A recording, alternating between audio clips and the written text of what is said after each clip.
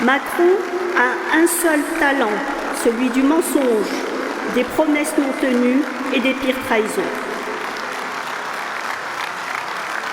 Macron ne se préoccupe que de ses amis les nantis, les patrons du CAC 40, et n'a aucun état d'âme quand il s'agit de violer vos droits et de liquider nos acquis sociaux pour maintenir les privilèges de ses amis les nantis. Macron s'occupera également de détruire encore plus le système de santé une fois le 9 juin passé. Vous pensez sincèrement qu'il ne va pas s'attaquer à l'ALD ? Qu'il ne va pas priver des milliers de malades de cette couverture à 100% de leurs frais médicaux pour soigner leur diabète, leur hypertension ou pire encore leur cancer? Il n'a aucun état d'âme. Il nous privera de soins comme il nous a privés de lits année après année pour faire de l'hôpital un système plus rentable. Mais rassurez-vous, pour ceux qui ne pourront plus se soigner, Macron vous donnera la possibilité d'organiser votre mort.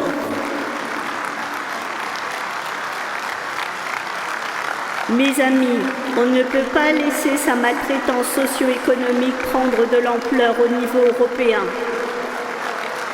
Depuis plus de 2 ans, il a laissé les géants de la grande distribution se faire des marges extraordinaires et nous affamer. À cause de lui, tous les Français ou presque se rationnent. Beaucoup ne font plus que 2 repas par jour. Nos jeunes étudiants sont réduits à chercher de la nourriture au resto du cœur.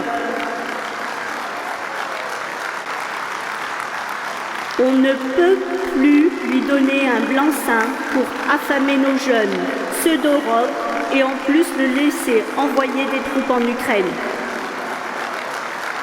Demain, ce sont des militaires qui feront le sacrifice de leur vie pour rien. Mais après-demain, ce sont nos jeunes, nos enfants, nos petits-enfants qui partiront. Ils auront préalablement été enrôlés de force bien à un SNU qui n'est que le prémisse du retour du service militaire obligatoire. Nous devons, mes amis, mettre un coup d'arrêt à sa politique de la terreur, de la peur, de la maltraitance et surtout ne pas laisser ses députés gagner des sièges et du terrain au Parlement européen. Nous sommes en guerre, oui, mais en guerre contre sa maltraitance et contre ses abus de pouvoir. Il nous faut réagir rapidement. Et l'urgence impose un programme de rupture, un sursaut de tous. Cela est nécessaire pour ne pas sombrer dans une crise économique majeure à l'échelle européenne et pour ne pas se laisser entraîner dans un conflit armé inutile.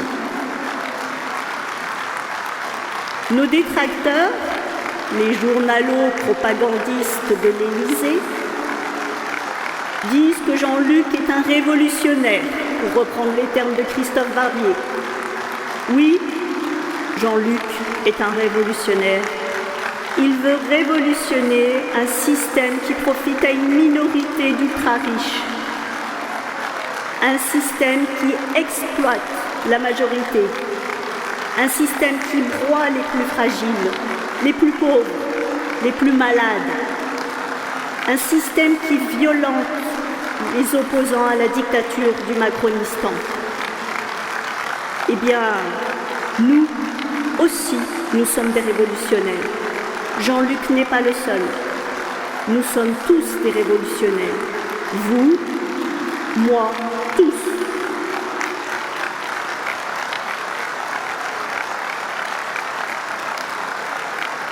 Car seule la révolution dans les urnes et dans la société nous permettra de garantir l'accès aux besoins essentiels, l'accès à des soins dignes, à une alimentation correcte et suffisante pour tous, à des conditions de vie quotidiennes décentes, à un revenu digne et à la fin de l'exploitation des actifs par des patrons dont les bénéfices ne cessent de croître. Oui, mes amis, seule la révolution nous permettra de défendre nos droits fondamentaux contre les libéraux, de rendre le pouvoir au peuple et de mettre un terme à un pouvoir détenu par une poignée d'arrivistes qui profitent de leur pouvoir pour abuser les plus mal lotis. Seule la révolution permettra un partage équitable des richesses, non seulement du pays, mais de l'Europe.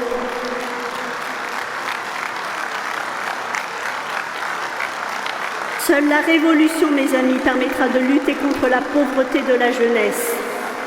Un jeune sur 4 en Europe tombe dans la pauvreté.